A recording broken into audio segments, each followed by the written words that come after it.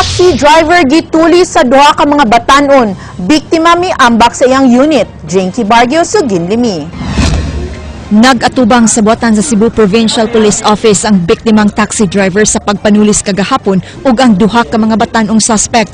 Asoy ni Manoy Frankie Tariman, iyang gipasakay ang duha ka mga suspect nga silang Emmanuel Berame ug Algie Montes sa Maidan, Jerusalem aron magpahatod sa opera. Pag-abot sa opera ni ingon sila diri lang tatay niya gituo ko ng usada ni anak ko tiyon. Nga ano naabot man kusas. Ipulihan ko drive. Human pulihi sa mga suspect ug maneho ang iyang taxi unit. Mibiyahe matud pa sila padung sa lungsod sa Sugod sa amihanang bahin sa lalawigan sa Sugbo. Pag-abot sa dapit nga daghang tawo, nakalayat ang biktima siyang taxi. Hinungdan nga nakahiagom siyag mga pangos sa tuhod. So pagpadulong namo ni nasugatan namo, nasuspatan namo, so nagkaginupdanay until nga na-corner namo sila. Isuot sila sa katong kakahoyan pero sa kadugayan may surrender sila. Ang duha ka mga suspect miangkon sa krimen. Gilang kwartaon ko uban ni para siyang sawa ka nakon ba. Kinsa man kauban na? Siya. Ha? But sensor sa mo trip ra ma'am. Trip lang? Yes ma'am. Nagsuyok day mo ato. Yes ma'am. Jinky Bargio, Miss 5. Gisugyot sa Provincial Disaster Council nga dili napapuy-an ang mga kabaybayunan sa dakbayan sa Talisay nga naigo sa dagkong bawod sukad kagabi. Ang Kapitolyo muabag sab sa pag-relocate sa mga residente. Ryan Sorote, Suginlimi.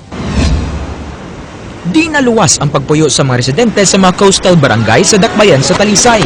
Kini ang gibutyag ni Provincial Disaster Risk Reduction and Management Office Chief Neil Sanchez human sa pag-igo sa mga dagkong mga bawd sa barangay Dumlog ug poblasyon kagabi.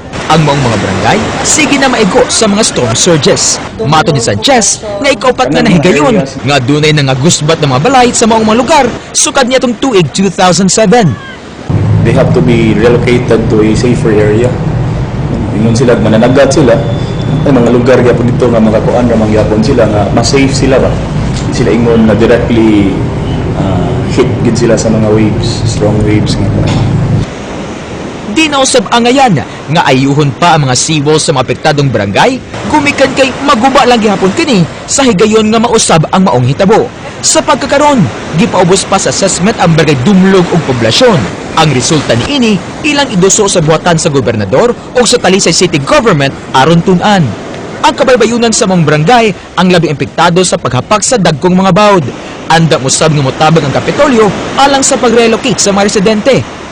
Ang sa relocation nila, it's the local government unit, meaning Talisay.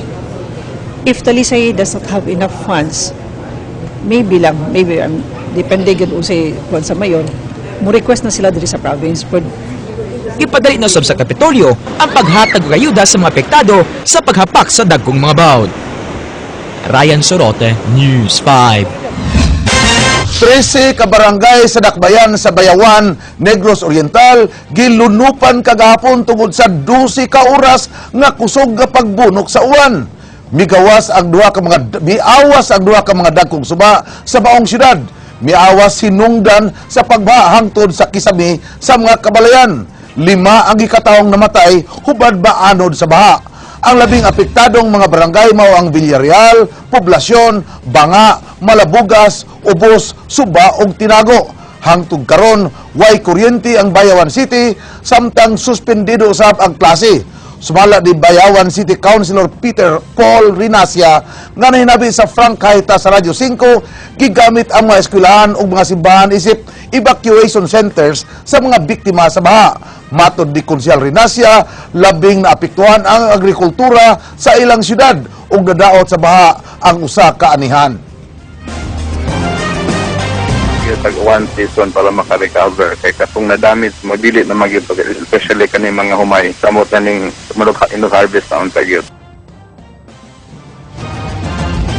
Nang reklamo ang mga establishmento nga nahimutang sa barangay Babolo tungod sa pagsuyla sa baha panahon sa tingwan, gumikan matod pa sa mga basurang ipanglabay diha sa sapa sa Mahiga. Atol sa tigom karon lang hapon sa Cebu City Hall, gisugyot sa mga tag-iya sa maong mga establishmento nga angayan butangan og security camera ang Mahiga Creek aron makitaan kadtong mga tao nga mulabay og mga sinakong basura sa sapa. Ipasalig sa City Hall nga ilang aksyonan ang maong problema ug manubag kadtong mga tao nga mulabay og basura sa sapa. Gipahibaw usab sa City Hall nga sa kapin 90 ka mga informal settlers nga ilang gipadadan og notisya aron mobiya sa dapit, kapin sa 60 na ang mitubag niini. Ang kapin sa 30 kanila wala pa motubag. I-follow up nila karong simanaha kay hapit na ang gikatakdang clearing operation. DPWH Region 7 magsugod na og paglukat og mga dokumento alang sa pagtuman sa mga kondisyon nga gimando sa DNR aron tugutan sila sa pagputol sa mga akasya. Ang mga kahoy na igo sa nagpadayon nga road widening project sa bagatang bahin sa Sugbo. Mga nagkadayang reaksyon ang gipadayag usab sa mga nagpuyo sa mga lugar nga maunay ilang namatan og buot ang kalandong nga nahatag sa gatusan katuig nga mga kahoy sa akasya. King Perez, Sugin Limi. Ako usa ko nga mo yon, ambot lang sa uban. Sa 42 ka mga punuan nga gitugutan pagputol sa DNR, walo niini mga gatusan na katuig nga mga acacia trees. Pamatod pa sa mga residente, mas nag-una pa kini nila diri sa Dakbayan sa Naga. Apan matod pa sa ubang residente, Pagpuyo na, pag katimaan akong buot, dako na ni kayong kauyan. Uyo na lang yun mi kay makuha ni siya kay kuya manggo delikado sa mga tao. apan anay pipila ka mga kondisyon ng DNR nga tumanon aron hingpit na nga mahatag ang permit sa DPWH 7. Lakip na niini ang pagtanom sa kapin 13,000 ka mga seedlings, certification gikan sa mga barangay captains, pagtugot sa pagputol sa kahoy, paghimo og public consultations ug pagkuha og environmental compliance certificate kon ECC. Dugay na ba ining request? So there is no reason why na dili ni sila ma-comply. Like for example, pag Earthball, I'm sure that with that siguro they have already the budget for transferring some of the trees that needs to be transferred. Okay ra gid mi sa mga conditions na gihatag sa DNR. Sa pagkakaroon gilihok na nila ang pagkuha og certification gikan sa mga kapitan sa tulo ka mga barangay pagtugot sa pagputol sa mga punuan. King Perez, News 5. Mao kadto ang naglangkob sa atong mga balita sa Aksyon Bisaya karong adlaw. Lunes, Oktubre 7, tuig 2013.